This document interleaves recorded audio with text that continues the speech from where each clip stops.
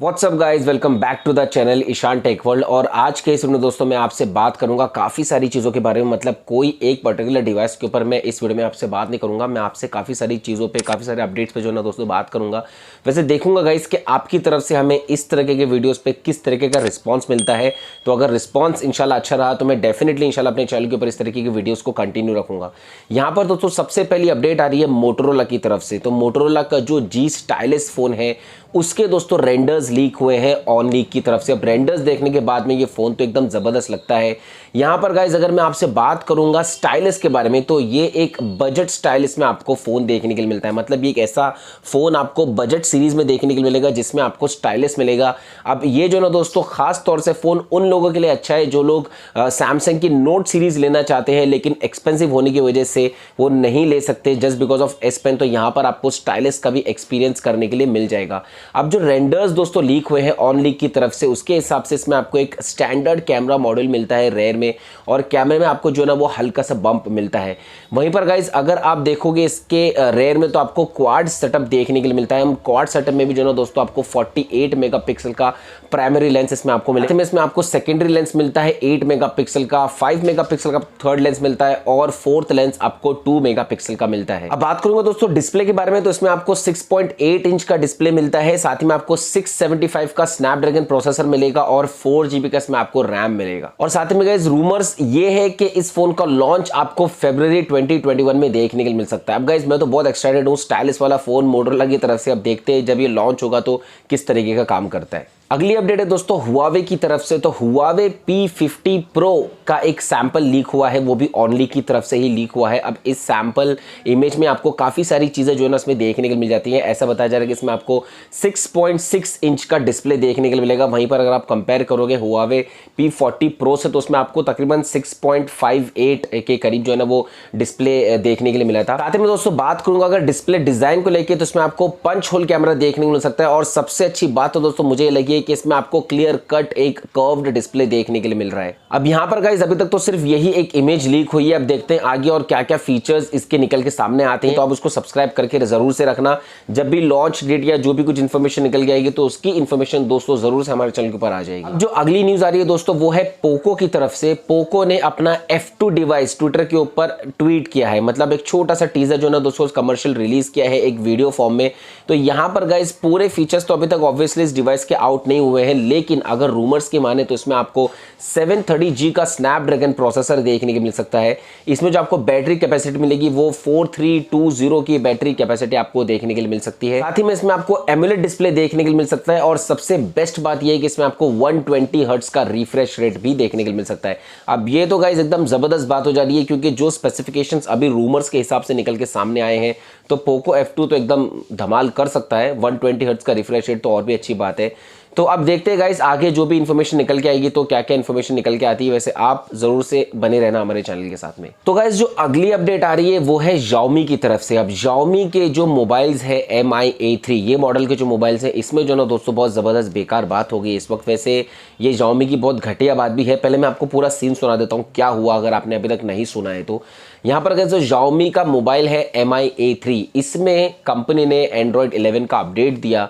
अब यूज़र्स ने क्या करा अपने मोबाइल को अपडेट कर लिया Android 11 से, लेकिन अपडेट करने के बाद में फिर जो ये मोबाइल्स थे इनमें ये प्रॉब्लम आ गई कि ये मोबाइल फिर स्टार्ट ही नहीं हुए। अब इनमें से एक यूज़र गया सर्विस सेंटर में जाके उसने अपनी पूरी बात बताई कि भाई ऑफिशियल अपडेट आया था। ऑफिशियल अपडेट आने के बाद में जब मैंने अपना मोबाइल अपडेट किया तो मेरा मोबाइल अब स्टार्ट ही नहीं हो रहा है। तो सर्विस सेंटर ने उसके मोबाइल को चेक किया और मोबाइल चेक करने के बाद में उसको बोला कि अब इसका जो मदरबोर्ड है वो गया, मतलब मदरबोर्ड इसका चल दिया। तो यहाँ पर गाइस सर्विस सेंटर ने फिर उसको बोला कि आपको जो है ना वो 8,000 से 11,000 तक का खर्चा आएगा और हम आपका मोबाइल जो है वो ठीक करके देंगे। यहाँ पर यूज़र ने ऑब्वियसली सर्विस सेंटर को बहुत सारी चीज़ें बोली कि भाई ये तो ऑफिशियल अपडेट आया था और अपडेट आने के बाद से जो ना फ़ोन में ये सब प्रॉब्लम हो गई है, लेकिन सर्विस सेंटर ने नहीं सुनी है बात, जो कि एकदम घटिया और एकदम बेकार बात है कंपनी की तरफ से। यहाँ पर गाइस फिर यूज़र ने क्या करा, एक पेटिशन फाइल कर दिया Xiaomi के अगेंस्ट, एक change.org जो ORG जो चलता है, तो उसमें दोस्तों पेटिशन फाइल किया, उसमें फिर ज़्यादातर यूज़र्स जुड़ते गए उसमें फिर, और उसके बाद में वो पेटिशन फाइल होती गई। अब यहाँ पर गाइस केस तो सिर्फ यहीं तक है, यहाँ पर अभी तक Xiaomi की तरफ से रिप्लाई नहीं आया है कि भाई हमें इसको रिफंड करना है कि नहीं करना है। अब वैसे गाइस अगर मैं पेटिशन की बात करूँ तो उसमें यूज़र ने ये लिखा है कि भाई या तो हमें रिप्लेसमेंट दो, वो बात अच्छी है, या तो हमें मोबाइल को ठीक करके दो, वो भी फ्री में, वो बात भी उसकी सही है, या तो फिर हमें EMI मनी दो, मतलब EMI वॉलेट में मुझे मनी आ जाए तो उसके हिसाब से हम क्या करें कि फिर दूसरा सेलफोन जो है ना वो खरीद सके। अब यहाँ पर गाइस ये तीनों ही बात यूज़र की बिल्कुल सही है, क्योंकि जो ये प्रॉब्लम हुई थी Xiaomi के ऑफिशियल अपडेट आने के बाद में, तो इसलिए गाइस ये कंपनी की रिस्पॉन्सिबिलिटी बनती है कि वो फिर यूज़र को जो भी प्रॉब्लम आ रही है ऑफिशियल अपडेट करने के बाद में वो उसको रेक्टिफाई करे। तो यहाँ पर गाइस आप मुझे बताइए आपको क्या लगता है इसके बारे में, यहाँ पर किसकी गलती है? मेरे हिसाब से तो गाइस खुल्लम खुल्ला ये जो ना कंपनी की गलती है।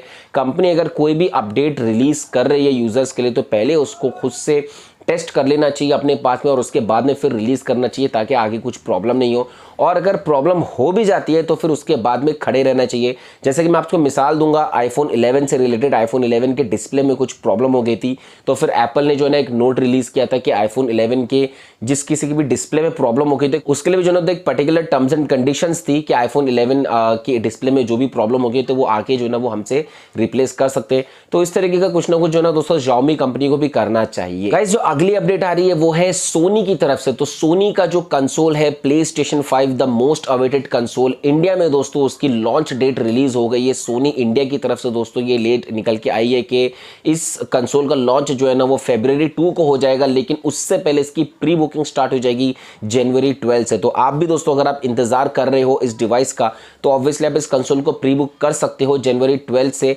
और जितने भी ऑनलाइन रिटेलर्स और उसके बाद में ऑफलाइन रिटेलर्स तो वहां पर भी दोस्तों इसकी प्री बुकिंग हो जाएगी। डिपेंड करता है कि स्टॉक कितना है। तो गाइस अगर आप इस बात का इंतजार कर रहे हो तो आप फटाफट से जाके इसको प्री बुक कर देना, नहीं तो फिर जब स्टॉक खत्म हो जाएगा तो ऑब्वियसली फिर वो प्री बुकिंग भी जो है ना बंद हो जाएगी। यहां पर गाइस अगर मैं आपसे बात करूंगा प्राइस के बारे में तो कंपनी ने इसका प्राइस रखा है इंडियन यूजर्स के लिए। जो ब्लू-रे वाला एडिशन है उसका प्राइस 49,999 रुपीस का है, मतलब तकरीबन क्या 50,000 का ही है। और जो डिजिटल एडिशन है उसका प्राइस रखा है 39,999 रुपीस का, मतलब 40,000 का डिजिटल एडिशन का प्राइस इसमें रखा गया है। यहाँ पर गाइस सोनी PlayStation 5 के साथ में अलग एक्सेसरीज भी है जो कि आपको बॉक्स में नहीं मिलती है। आपको बॉक्स में सिर्फ एक ही कंट्रोलर मिलता है, लेकिन इसकी अलग से एक्सेसरीज भी है। उसकी प्राइस की भी लिस्ट दोस्तों रिवील हुई है, तो जो मैंने यहाँ पर नोट करके रखी अपने पास में। तो सबसे पहली बात, अगर आपको वायरलेस कंट्रोलर चाहिए तो वो आपको तकरीबन 5,990 रुपीस में पड़ जाएगा। अगर आपको HD कैमरा परचेस करना है तो वो आपको 5,190 रुपीस में पड़ जाएगा। साथ ही में अगर आप उसका वायरलेस हेडसेट परचेस करना चाहते हो तो वो भी आपको 5,990 रुपीस में पड़ेगा। इसके मीडिया रिमोट का प्राइस रखा है 2,590 रुपीस। और जो इसका डुअल सेंस चार्जिंग स्टेशन है जहां पर आप अपने दोनों वायरलेस कंट्रोलर को चार्ज कर सकते हो, उसका प्राइस है 2,590 रुपीस। तो ये लिस्ट जो है ना दोस्तों मैंने निकाल के पूरी अपने पास में नोट करके रखी थी, जो मैंने आपके सामने रख दी है। तो इनमें से अगर आप कोई एक्सेसरीज भी परचेस करना चाहते हो तो डिटेल्स आपके सामने है। दोस्तों जो अगली अपडेट आ रही है वो एक अच्छी न्यूज़ हो सकती है स्मार्टफोन इंडस्ट्रीज के लिए और कहीं ना कहीं पर ऑब्वियसली यूजर्स के लिए भी, क्योंकि जो इंडिया की एपेक्स इलेक्ट्रॉनिक्स कंपनी है उसने गवर्नमेंट के पास में एक एप्लीकेशन डाली है या रिक्वेस्ट डाली है, आप ऐसा भी बोल सकते हो, कि जो इंपोर्ट ड्यूटी लगाई जाती है बाहर के सेलफोन्स के लिए जो इंडिया के बाहर असेंबल होते हैं उसको बिल्कुल ही कम किया जाए। अब इंपोर्ट ड्यूटी दोस्तों पहले क्या थी, लॉकडाउन से पहले जो है ना इंपोर्ट ड्यूटी तकरीबन 10% थी जो भी स्मार्टफोन्स बाहर से असेंबल होकर इंडिया में आते थे। लेकिन अब लॉकडाउन के बाद में गवर्नमेंट ने उसको बंद नहीं किया बल्कि 10 की जगह 20% कर दिया, जो मार्जिन जो ना दोस्तों इसका बहुत ज़्यादा है। तो अब अगर दोस्तों मैं आपको एक छोटी सी मिसाल दूंगा तो मान लीजिए जो iPhone 12 है वो दुबई में लॉन्च हुआ है 70,000 रुपीज़ का, लेकिन अगर वही चीज़ इंडिया में आती है तो उस पर इंपोर्ट ड्यूटी लगती है तकरीबन 20% की।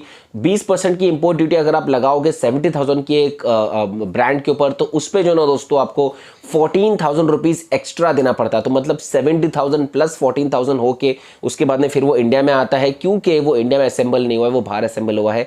और एपेक्स इलेक्ट्रॉनिक्स का ये भी कहना है कि अगर हम इस चीज़ को कम कर देंगे तो ऑब्वियसली जो ग्रे मार्केट है वो भी कम हो जाएगी। ग्रे मार्केट दोस्तों अगर मैं आपको इन नटशल बताऊंगा कि जो फ्लैगशिप डिवाइसेस लॉन्च होते हैं, जो बहुत एक्सपेंसिव डिवाइसेस रहते हैं, जब लोग उसको अफोर्ड नहीं कर पाते तो कुछ ऐसी कंपनीज है जो ये जो ब्रांड मैन्युफैक्चर कंपनीज है इनकी नॉलेज भी नहीं होता और वो क्लोन डिवाइसेस लॉन्च करता है। आपको तो मालूम होगा दोस्तों कि बहुत सारे डिवाइसेस के क्लोन आए थे, जैसे कि नोट 3 आया था तो उसके बहुत सारे क्लोन्स आए थे। तो इससे क्या होता है, एक तरीके की ग्रे मार्केट जो है ना दोस्तों आती है, जो कि एक इलीगल चीज है। तो ये चीज दोनों दोस्तों बंद हो जाएगी अगर हम ऑब्वियसली इंपोर्ट ड्यूटी लगाना बंद कर देंगे। तो यहां पर दोस्तों कंपनी ने गवर्नमेंट को यह भी कहा है कि अगर आपको इंपोर्ट ड्यूटी लगानी भी है तो आप बिल पे या तो 10% लगा लो या तो आप 4000 रुपीज लगा लो, लेकिन इससे ज्यादा एक्सीड मत करो।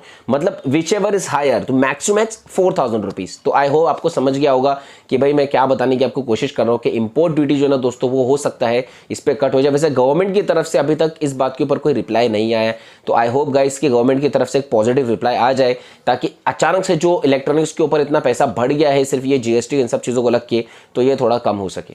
फाइनली गाइस जो इस वीडियो की लास्ट अपडेट है वो है एप्पल की तरफ से। यहां पर गाइस एप्पल की तरफ से एक अपडेट आया है, मतलब एक रूमर एक्चुअली में निकल के आया है कि एप्पल के 3 तरीके के जो प्रोटोटाइप है फोल्डेबल आईफोन के, उन्होंने ड्यूरेबिलिटी टेस्ट को पास कर दिया है। अब यहां पर जो सबसे पहला प्रोटोटाइप निकल के आया है रूमर्स के हिसाब से वो ये है कि इसमें आपको क्लैम शेल टाइप जो है ना वो फोन देखने के लिए मिल सकता है। क्लैम शेल टाइप क्या होता है, जैसे कि सैमसंग का गैलेक्सी फोल्ड आया था, ये क्लैम शेल ऐसा होता है कि इसमें पूरे में ही डिस्प्ले होता है और पूरे फोन को आप डिस्प्ले के थ्रू जो ना फोल्ड कर सकते हो।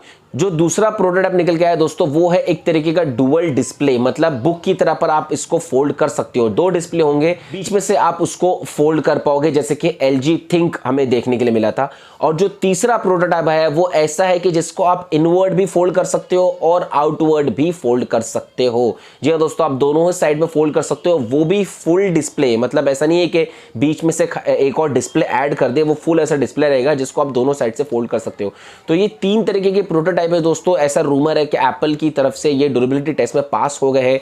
अब यहां पर गाइस कुछ रूमर्स ये भी बोलते हैं कि एप्पल जो अपना अगला आईफोन निकालेगा वो एक फोल्डेबल फोन रहेगा, और ऐसा भी बोल रहे हैं कुछ ह्यूमर्स के जो अगले सीरीज निकलेगी एप्पल की वो फोल्डेबल आईफोन की रहेगी। मतलब जो अभी सीरीज चल रही है आईफोन की, जैसे कि आईफोन 12 आया फिर आईफोन 13 आएगा, ये सीरीज अलग से चलेगी, प्लस एप्पल एक फोल्डेबल आईफोन की सीरीज अलग से निकालेगा। अब देखते हैं गाइस आगे क्या होता है, क्योंकि अभी तो सिर्फ स्टार्ट ही है इस रूमर्स को लेकर। अब देखते हैं आगे आगे जैसे जैसे खबरें मिलती रहेंगी तो वैसे हमारे चैनल के ऊपर इंशाल्लाह अपडेट होती रहेंगी।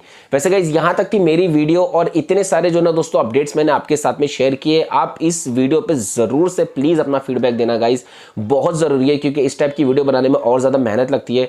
तो मैं आपके फीडबैक का वेट करूंगा, अगर मुझे अच्छा फीडबैक मिला तो इंशाल्लाह मैं कंटिन्यू करूंगा इस टाइप की वीडियोस को।